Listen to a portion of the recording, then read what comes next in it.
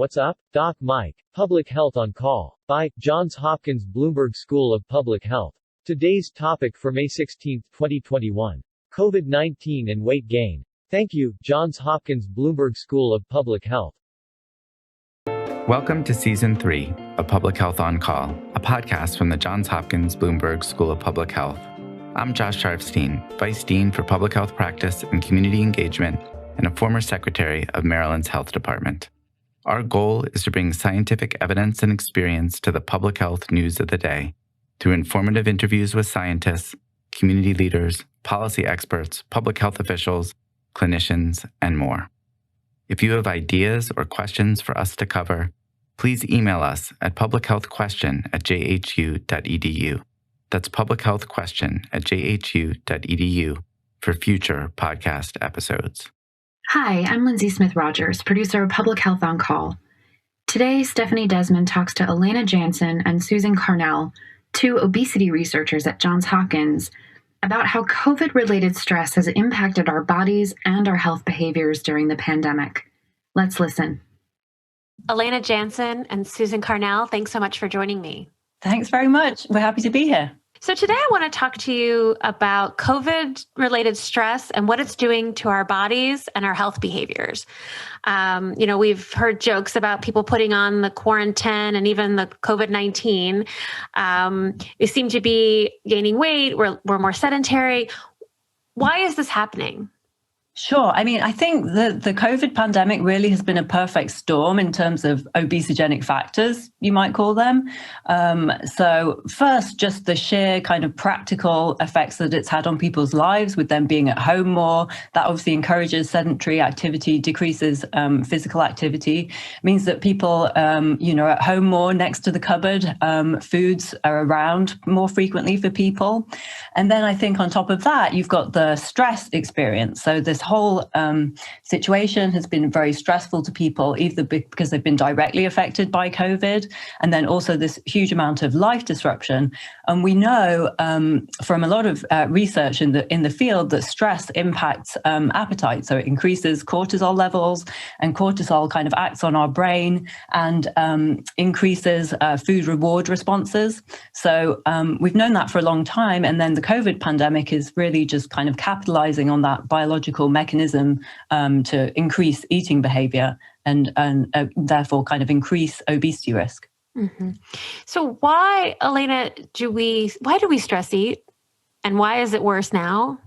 Well, I think it's just one of the easy coping mechanisms that we may think of. So we know about this phenomenon called emotional eating, which I think perfectly works with stress. So just if you don't have anything else to do, or if you just need to let go of your feelings, maybe reaching for something that tastes good, that's palatable, is an easy strategy. And again, it helps with some of the activation of the reward system. So there's kind of like the biological feedback as well that makes you feel good. Do we kind of feel like we owe this to ourselves? We're under such stress during this pandemic? I think that could be a factor. We talk quite a lot in the research on parent feeding that we do about using food as a reward. And I think that can be true for kind of both parents feeding kids and also kind of adults feeding themselves. We all feel like we need a treat during the pandemic. And sometimes, the easiest treat to acquire, as Elena says, is highly palatable snack foods. And Elena, I know you're a bit of a parent feeding expert. What can you tell us about what you've learned about parent feeding during the pandemic? Yeah, so we actually did some research with our lab and examined parents and how they interact with their children around mealtimes during the COVID pandemic. And we're particularly interested how the lockdowns and I guess those disruptions to their daily life impacted their stress and then how they interacted with the children.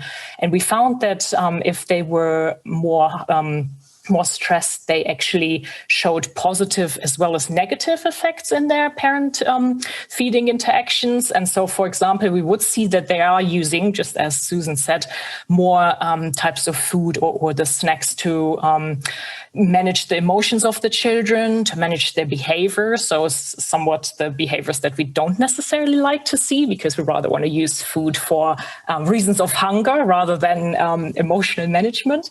But we also found that they were spending obviously more time at home, were therefore able to share meal times, which is normally a good thing, and we have seen has positive effects for child outcomes. And they were also just in general more engaged around nutrition, and maybe even used food to teach the children, like weighing and kind of using it as a math session. And then one of the other positive impacts was also that they implemented more structure. So, for example, they were trying to put in place more rules and regulations for the children when they were having snacks, or, for example, when they could have a meal and where to eat, which we also normally see as a positive parent feeding interaction, just providing, a good setup for the meal times. So this was like the main finding of our study that we had conducted. That's very interesting. And Susan, I know that you have also been studying intake. So how have our patterns changed or habits changed during the pandemic? Sure. Yeah. So what we've found in our research is that kind of intake of highly palatable, kind of sweet and savory foods, so those snack foods, has increased during the pandemic. But interestingly, it does seem to vary between individuals. So not everyone is having this experience. So individuals who reported being emotional eaters, which we mentioned earlier, actually were more likely to show an association between kind of the stresses of the pandemic and intake of these highly palatable, highly processed foods.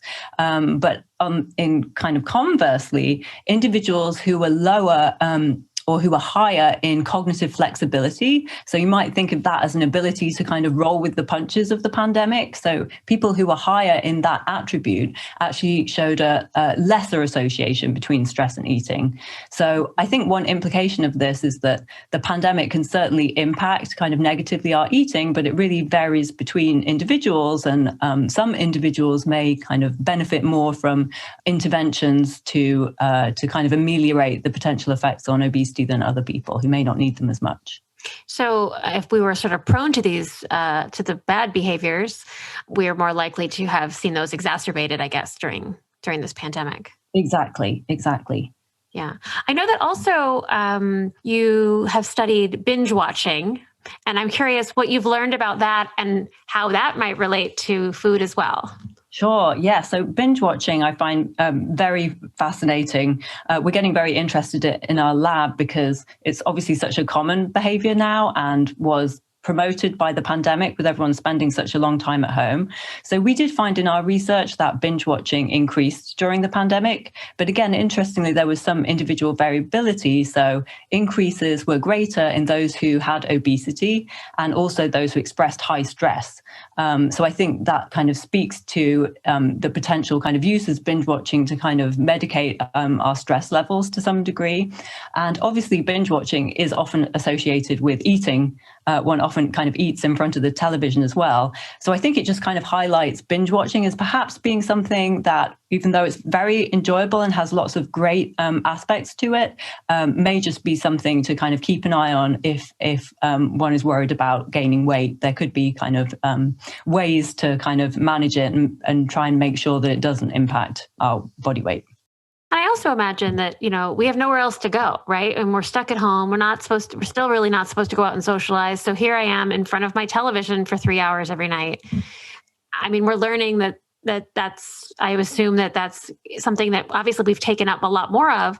Elena, do you think we're going to see this continue once the pandemic is over? Is this some sort of a habit that we've now ingrained in ourselves?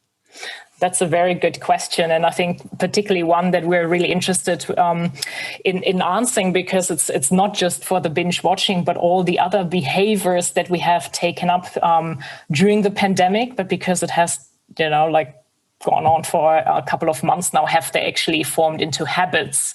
And I think this is really the question we want to answer. I don't think we know quite yet whether we will stick to everything, or if there are some behaviors we just drop when we go back and just revert to our pre-pandemic selves. But it's definitely possible, I guess, from, just how do you acquire behavior? You repeat it over and over, and then it becomes a habit. So we may see that some of these actually stick, but we don't know yet. And we're hoping to look into some of these, I guess, longitudinal relationships, even post-pandemic, if that exists. And also the pandemic, it feels in some ways that it's slowing, right? That maybe we're getting toward the end. At the same time, I'm fully vaccinated, and the idea of going to sit in a movie theater for 2 hours, makes my skin crawl. So I wonder, Susan, if you think that it makes it more likely that we'll continue some of these bad habits we've picked up. That's such an interesting question. Yeah, I think it's really something that we don't know. I think what we've learned from the research so far is that it's going to be hugely individually variable. So I think, for example, if someone had some kind of aspect of social anxiety, I could see that this could kind of feed into that kind of pattern, and they would maybe want to continue some of those kind of isolation behaviors, and then maybe the binge watching and the snacking at home would be more common. Other people may just be have all this kind of pent up urge to get out, and they'll be kind of out resuming their previous lives. And then, of course, there are the they could potentially be obesogenic too. So one thing that we did note was that people were kind of eating at fast food restaurants kind of a lot less at the beginning of the pandemic, and of course that's a behavior that might come back. So I think it's going to be swings and roundabouts, as we would say in England, with some kind of obesogenic forces and some kind of less, some kind of more protective forces, and that balance is going to kind of turn out differently for individuals. Susan, what would you say surprised you the most throughout this research during the pandemic? That's a great question. I suppose I went into it with my bias as an obesity researcher, thinking that we would just see all these negative effects. So I was kind of looking for all the negative effects. And so I would say I was quite pleasantly surprised that there were some of these more positive aspects that Elena mentioned, that we were seeing people kind of impose more structure. We did do some research looking at kind of both the high energy snack foods and the kind of more nutrient dense low energy foods. And we actually found that people also express greater kind of motivation in association with COVID stress to consume the low energy kind of fruits and things like that. So I think there have also been these positive effects of people kind of eating more fruits and vegetables at home and feeling motivated to do that kind of thing. We know that baking has been a thing during the pandemic. I was just thinking about the bread baking I was doing in May last year, which I had never done before. Right. There have been these kind of positive impacts for some people as well. And I'm, hopeful that they might last. I feel as well, we should obviously mention that income is a huge factor here. So the things people have been able to do in terms of kind of obesity prevention are obviously hugely variable depending on their resources. And I think that's something we really want to pay attention to in our research going forward. Potential structural moderators that might be impacting how, people respond in terms of obesity. And are there things we might be able to do at a policy or public health level to, ameliorate the impact of obesity on lower income families who are more likely to be essential workers, may have experienced job losses, find it harder to socially distance in multi-generational households. And we know they're already kind of more vulnerable to obesity. So I think that's something we want to pay a lot of attention to as we go forward with this research. Elena, what's the next thing you want to find out? Well, just kind of going back to the point that I mentioned, just seeing, especially if some of the positive relationships and interactions can be kept up, even if parents go back to work and children go back to school and childcare, because I think this will be a somewhat fantastic result of this experience.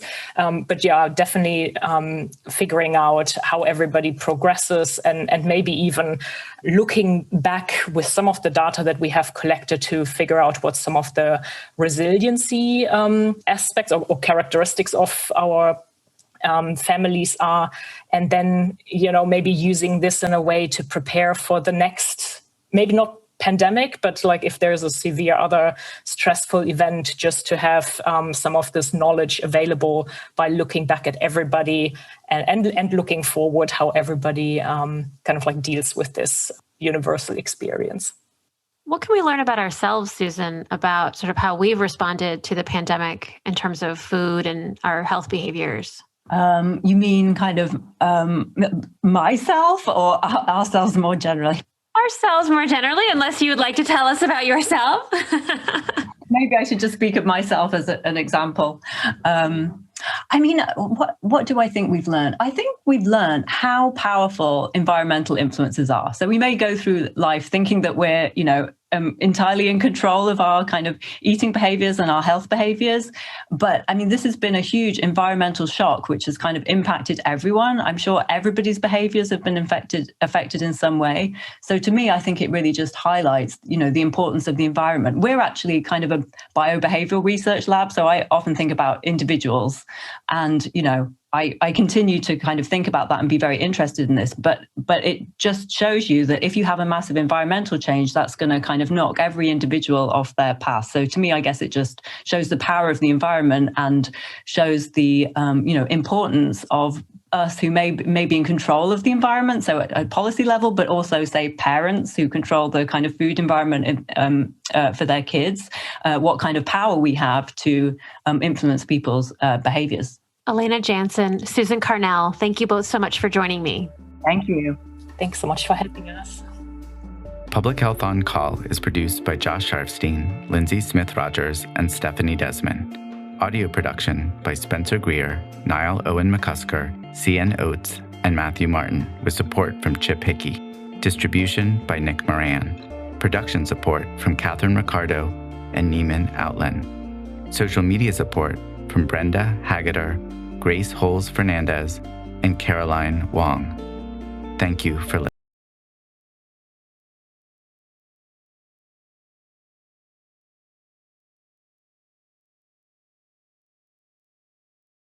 listening.